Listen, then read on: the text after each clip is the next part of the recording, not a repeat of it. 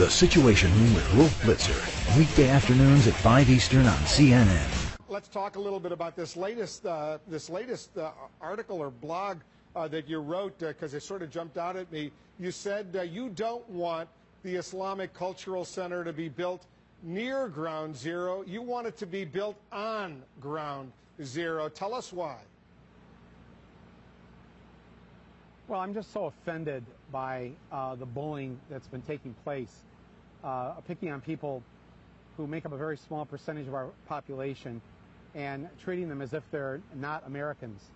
And they have every right to be in, near, around, at Ground Zero as anyone else. And I just got to thinking that, you know, the America that I believe in is an America that is generous of spirit, and not one that wants to attack people because of their religious faith. And I personally feel very bad that these 19 murderers of 9/11 who killed 3,000 people were able to hijack a religion, did something what they said was in the name of Islam, and have made life very difficult for everybody else who is a member of this faith. And I thought, what better way could we, those of us who are not of the Islamic faith, do to show our fellow Muslim Americans that we so understand that these murderers hijack their religion from them, than to help restore the good name of their faith right there at Ground Zero. I mean, frankly, I never believed that there. Yeah, I was just going to say, let me interrupt for a moment, because as you know, a lot of Americans think that they have every right to build the cultural center and mosque near Ground Zero, but they don't think it's necessarily appropriate. A brand new Quinnipiac University poll, for example, asked, is it appropriate to build a mosque and Islamic center near Ground Zero?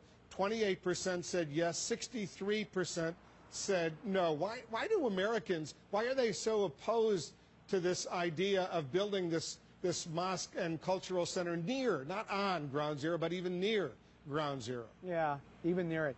Yeah, I think it's because we're a little slow on the uptake sometimes. Those are pretty much the exact numbers of the people at the beginning of the Iraq War, of 28%, 30% opposed it, and about 70% were in favor of it. We always seem to get it wrong at first, whether that was with slavery, killing Indians, women not voting. We're not very good at the beginning of these things. We're really great, though, as we move along. We live in a nation where, sadly, people listen to things. They get afraid very easily. We have 40 million adult Americans who are functional illiterates, which means they can't read and write above the 4th grade level. So that's the America we live in, and sometimes we have to put up with that. But everybody, regardless of their level of ignorance, I believe, at their core is good and has a good heart, and if presented with the truth, and the truth is that Muslim Americans are Americans the same as every other American. And what do you say, Michael? What do you say, Michael, to a family member of someone who was killed at Ground Zero, who says, you know, I don't really think this is appropriate? Look in the camera and tell us what you would say to that family member. I would say that I completely understand how you feel. If a member of my family was murdered, I live in a nation where they would not allow me to sit on the jury. Yet common sense kind of says to me, well, who better to judge those who took my family member's life than the family itself to get retribution? But we don't have a system like that, do we? The reason we don't is because we have to separate the emotion from it, because sometimes if we just let emotion take over and run things, the wrong decisions get made. I went to Mass yesterday, Wolf. Do you think I'm a pedophile sympathizer? Should I be judged because some priests committed a crime against children? Do you think less of me because of that, or because Timothy McVeigh was a Catholic and blew up the Oklahoma City building? Should a Catholic church not be allowed anywhere near the Oklahoma City building because he was Catholic?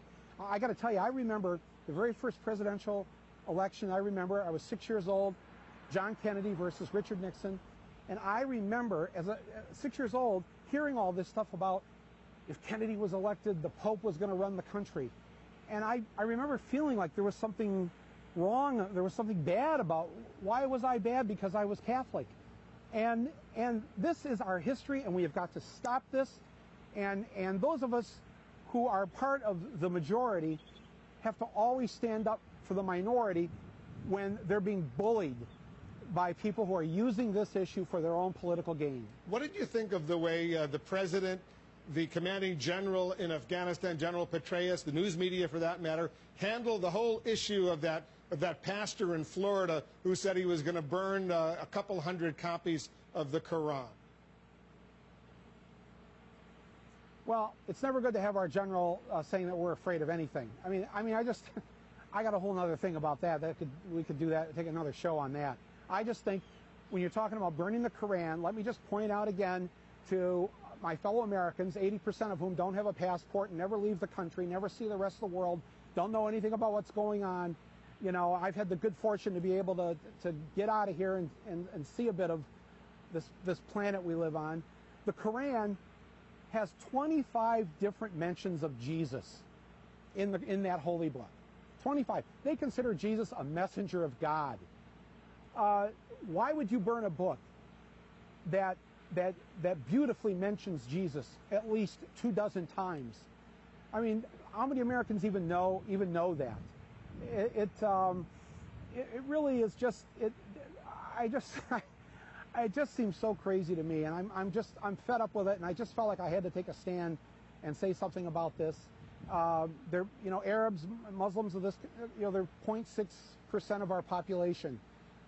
Whenever the angry mob turns on a small group, it's best to know that when they're done with that group, they're off to the next small group.